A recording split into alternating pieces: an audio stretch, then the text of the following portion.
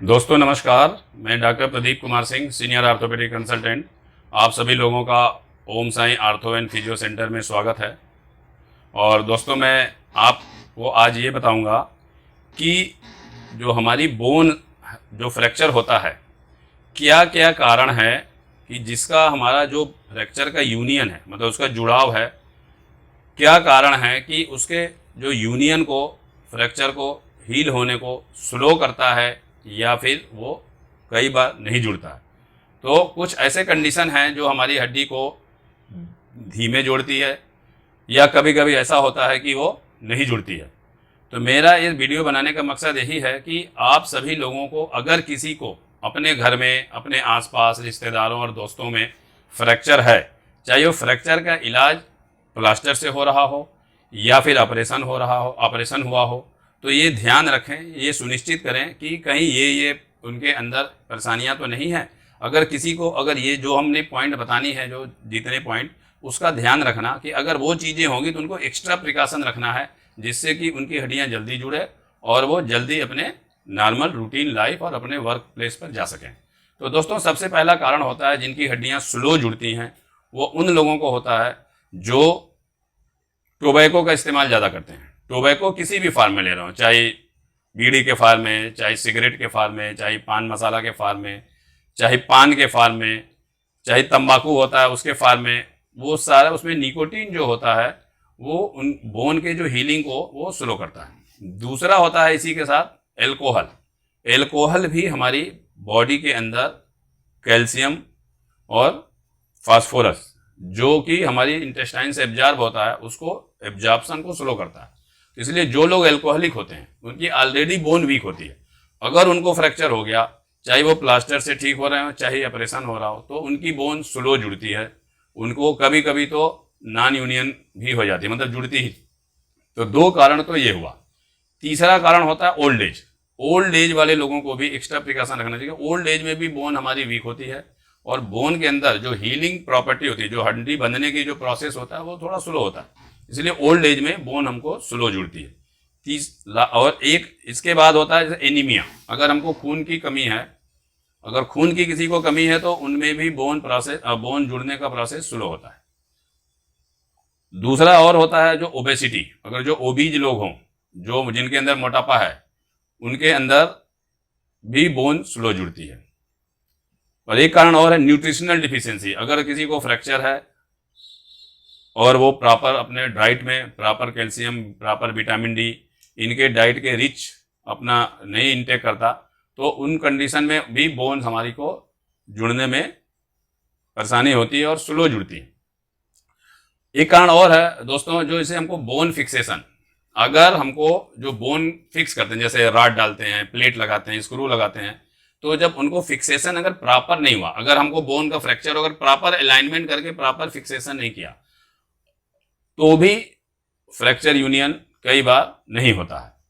और दूसरा होता है कि अगर फ्रैक्चर के साइट पर, जहां फ्रैक्चर है वहीं पर घाव हो गया, वहीं पर इन्फेक्शन है, या फिर कहीं स्किन के इन्फेक्शन है और वहां के बैक्टीरिया वहां से ब्लड के थ्रू फ्रैक्चर साइट पर चला गया, तो अगर फ्रैक्चर के पास कोई भी इन्फेक्शन होता है तो बोन यूनियन, बोन फॉर्मेशन वहां पे स्लो हो जाता है। तो इसलिए अगर इन्फेक्शन हो तो भी बोन स्लो जुड़ती है।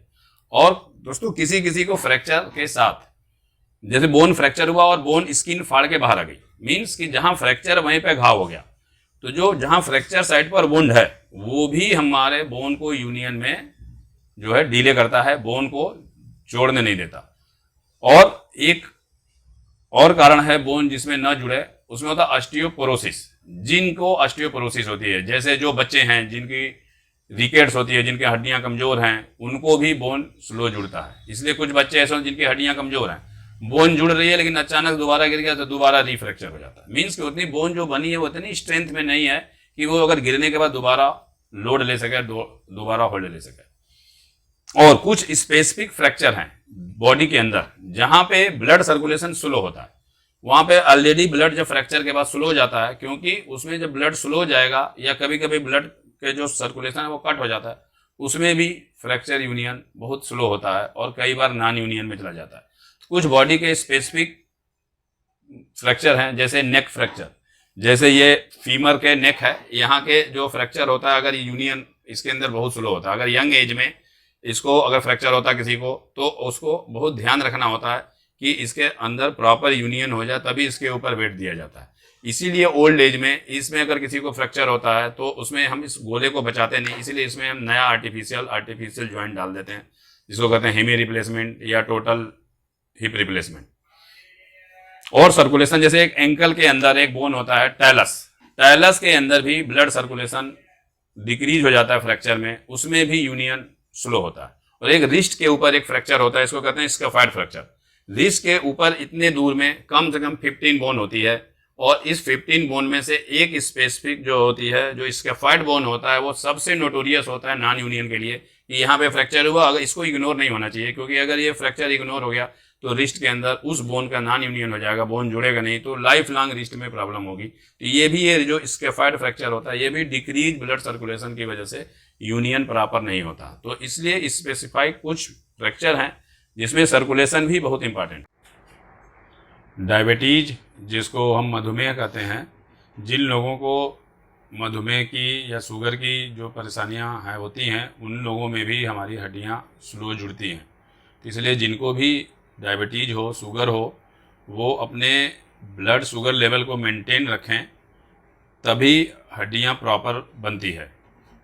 और थायराइड जो एक समस्या है, वो भी हमारे सोसाइटी में बहुत कॉमन है, स्पेशली लेडीज में। तो जिनको थायराइड का लेवल अगर ठीक होता है, तभी बोन हमारे प्रॉपर जुड़ती है। इसलिए हाइपोथायराइडिज्म जो कंडीशन होती है, उसमें बोन स्लो जुड़ती है। तो इसलिए थायराइड भी उतना ही इम्पॉर्टेंट है कंट्रोल, जितना बाकी डिजीजेज होती हैं बोन को यूनियन को फास्ट करने के लिए। और दोस्तों, किसी को अस्थमा है या अर्थराइटिस है, जिसमें रूमेटॉइड अर्थराइटिस स्पेशली, उन लोगों में स्टेरॉयड चलता है। तो स्टेरॉयड भी हमारी बोन यूनियन को स्लो करता है, क्योंकि स्टेरॉयड अपने आप में हड्डियों की ऑस्टियोपोरोसिस को बढ़ाता है। तो जिनको भी स्टेरॉयड की मेडिसिन चलती हो या बोन वीक हो, जो अस्थमेटिक हो, इनहेलर लेते हैं अस्थमा के लिए, उन लोगों में भी ये बोन को यूनियन स्लो होता है। तो ये कुछ कारण हमने आपको दोस्तों बताई। अगर किसी को इन कारण हो जिसके अंदर, तो प्लीज़ उस कारण को ज़रूर दूर करें, जिससे कि उनके हड्डियां अच्छी बने और वो जल्दी उनके जुड़ जाएं और जल्दी वो अपने काम पे जाएं और अपने फैमिली के साथ हंसी खुशी रहें। दोस्तों, अब मेरा वीडियो ये अच्छा लगा तो आप प्लीज़ ज़रूर लाइक और सब्सक्राइब करें और ज़्यादा से ज़्यादा शेयर करें, जिससे ज़्यादा से ज़्यादा आपको जानकारी बोन और जॉइंट के हेल्थ के बारे में मिलती रहेगी। Thank you.